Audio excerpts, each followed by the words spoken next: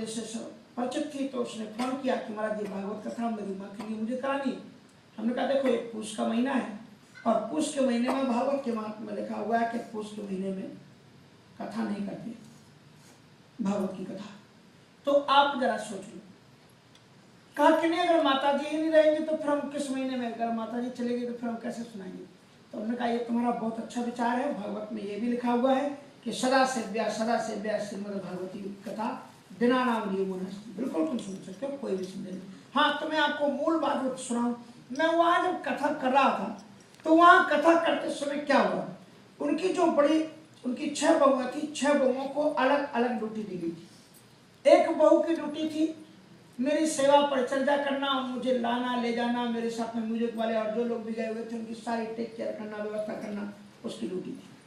और एक बहू की ड्यूटी थी कि वो जब मैं कथा मंच पर बैठूं तो वहाँ तो भारत में तो 2 टाइम कथा होती है, 3.5 घंटे समय, 3.5 घंटे शाम को, तो पानी गर्म करके वो बगल में बैठे रहती थी, जो ही मुझे जरूरत पड़े तो तत्काल पानी वो। तो मैंने देखा वो बड़ी सेवा भावी थी, शाम को फिर अलग से मिलने भी वो आती थी। पर जिस दिन चौथे दिन की कथा थी कृष्ण जन्म, उसके पहले वाले सत्र में वो मौजूद नहीं थी। तो मैंने उनकी सासू जी जब आई तो मैंने उनसे पूछा कि आज आपकी बड़ी बहू रानी नहीं थी, क्या कारण। तो उन्होंने कहा महाराज जी वो पुष्टि मांगी है, लाला की सेवा है उनके पास में। तो उन्होंने कहा लाला की सेवा तो रोज थी, क्या हुआ। बोले आज आपने वो राम जन्म किया होगा उसमें। वो तो भागवत में कथा है, तो आती कहाँ, तो वो पुष्टि मार्गी है इसलिए वो राम जन्म नहीं जाए। तो हमने कहा तुमने प्रहलाद की कथा सुन ली, तुम्हारा पुष्टि मार्ग नहीं बिगड़ा, पृथु की कथा सुनी, ध्रुव की कथा सुनी, इतने लोगों की कथा तुमने सुनी, तुम्हारा पुष्टि मार्ग नहीं बिगड़ा, तुम्हारी उपासना नहीं बिगड़ी, तुम्हारी परंपरा में नहीं बिगड़ी। और ये जो राम जन्म की राम कथा में तुम्हारा पुष्टि मार्ग कैसे बिगड़ रहा था, किस सिद्धांतवादी ने किस ग्रंथ में ये लिखा है मुझे बताओ। मैंने आचार्य किया है, वेदांताचार्य किया है, श्रीमद् वल्लभाचार्य जी महाराज से पुष्टि मार्ग चला है, वैसे परंपरा विष्णु स्वामी जी से। और पुष्टि मार्ग का सीधा सा अर्थ होता है पोषणम मद अनुग्रहम। यहाँ पर वल्लभाचार्य जी ने कहा है कि ईश्वर ये कहता है कि मेरी कृपा से जिसकी साधना का पोषण होता हो उसे कहते हैं पुष्टि मार्ग। तो इसमें कहीं भी ये नहीं लिखा हुआ है कि राम की उपासना ना करें, बल्कि नियम तो ये है पुष्टि मार्ग में, उसमें जो उपवास बताए जाते हैं 4, उसमें से राम उपवास भी है, राम जन्म का भी है, कृष्ण जन्म का भी है, और वामन द्वादशी का है, नरसिंह जयंती का, ये 4 व्रत है। तो इसमें ये कैसे आपको अवलंबन हो गया कि राम की आप जन्म की कथा सुनेंगे तो आपको प्रॉब्लम हो जाएगा। आपको मैं इसलिए यहाँ पर ये बात कही कि जब जामवंत जी को एक मुष्टिका का प्रहार श्री कृष्ण जी ने किया, उस समय जामवंत जी ने बड़ी प्यारी स्तुति की है। किसकी? सामने कौन खड़ा है? कृष्ण जी। और वो प्रार्थना किसकी कर रहे हैं? राम।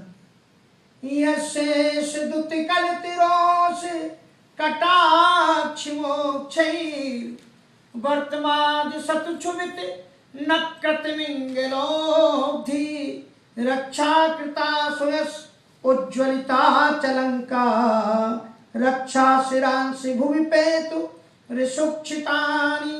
आहा, मैं अपने परमात्मा का दर्शन कर रहा हूँ, मैं अपने इष्टदेव का दर्शन कर रहा हूँ। मुझे त्रेता की आपकी वो छवि याद आ रही है, जब आप कुपित हुए थे, धनुष पर बाण रख लिया था, समुद्र में ज्वार भाटा आ गई थी और जीव जंतु जलने लगे थे, समुद्र हाथ जोड़ करके आपके सामने खड़ा हो गया। आप मेरे सामने वही प्रभु खड़े हुए हैं जिनके नाम को लिख देने से समुद्र में पत्थर तैर गए थे। धन रक्षा कृता सुयस उज्ज्वलता लंका, जिनके यशस्वता के सामने लंका जलकर की खाक हुई थी, ऐसे राम को मैं प्रणाम करता हूं। भारतवर्ष में ऐसे तमाम मंदिर हैं जिन मंदिरों में कृष्ण जी के मंदिर हैं, पर प्रार्थना कौन सी होती है? श्री रामचंद्र कृपाल भज मन हरण भव भय दारुणम नव कंज लोचन कंज मुख कर कंज पद कंजारुणम कंदर्प अगणित अमित छवि नील नीरज सुंदरम भट गीत मानव धड़ कर चिकी योगी जनक सुतावरम भज हीन मंजु नीत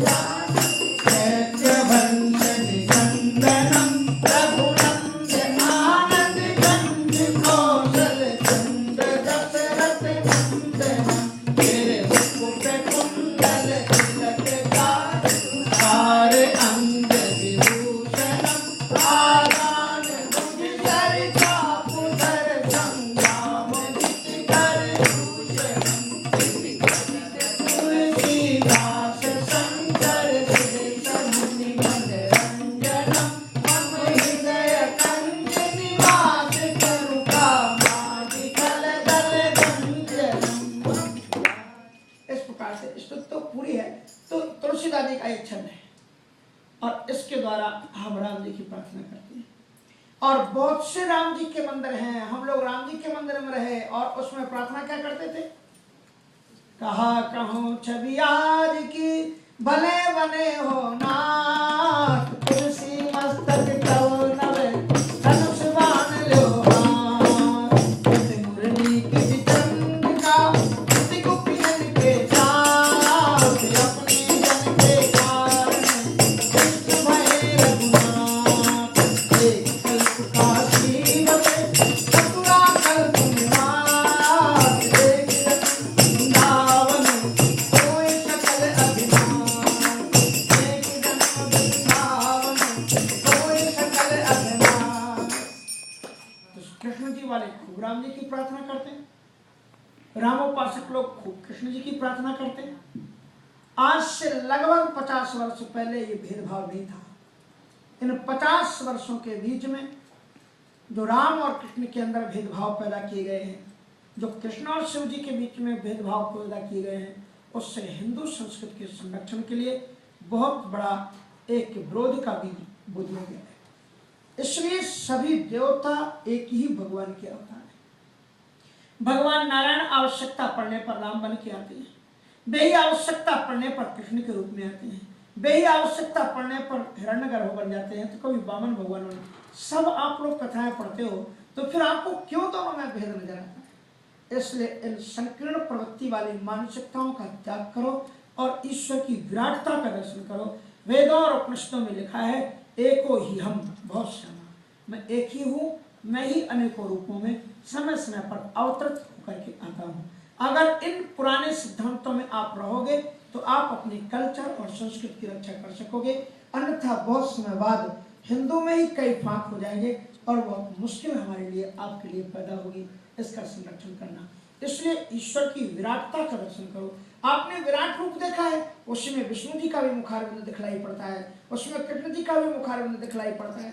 ये भगवती दुर्गा की उपासना करो। क्या देखते हो आप दुर्गा जी?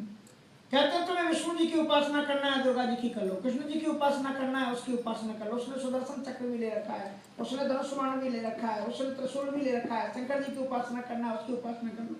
कहने का मतलब ये है, हर एक देवता में सारे देवता मौजूद हैं, आप जिसकी भी करते हो, पर दूसरे देवता से ऐसा परहेज मत करो कि आप दरवाजे से निकल जाओ और कहो कि नहीं हम तो अपने मंदिर जा रहे हैं, तुम जाओ, हम तो उस मार्ग के हैं, हम इधर जा रहे हैं, उधर जा रहे हैं।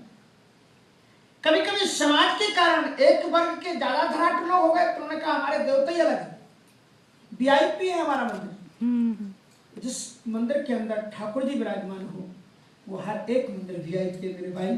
वीआईपी तो ठाकुर ने बनाया तुझे, और जो सही तू अगर वीआईपी में और आईपी में तोल देगा तो तू किस जगह जाएगा। इसलिए ईश्वर चाहे फूटी कुटिया में बैठे हुए हो, छोटी भी जगह में बैठे हुए हो, तुम्हारे लिए वो स्वर्ग से विमान है, उसमें जाके प्रणाम करो, नमन करो। और देवताओं के अंदर कोई भी भेदभाव, चाहे गणेश जी हो, चाहे शंकर जी हो, चाहे विष्णु जी हो, जो भी देवता आपके हैं, वेदों शास्त्रों पुराणों में जिन देवताओं का उल्लेख आता है उन सभी को समान आदर दो और किसी को छोटा और बड़ा मत करो, अन्यथा ऐसा करने से तुम्हारा ही अंग कटेगा। अब तुम कहते हो ये 5 उंगलियां हैं, इसमें एक बड़ी एक छोटी है, तो चलो छोटी वाली हम काट के देखते हो तुम्हारी, तो जितना तुम्हें बड़े में दर्द होगा उतनी छोटे में होगा। इसलिए ईश्वर नरसिंह भगवान जी कितने देर के लिए आए धरती पर बताओ मुझे, कितने देर के लिए जी? केवल 2-4 घंटे रहे और 2-4 घंटे में ही वो लीला संपादित करके चले गए। पर नरसिंह भगवान की कितनी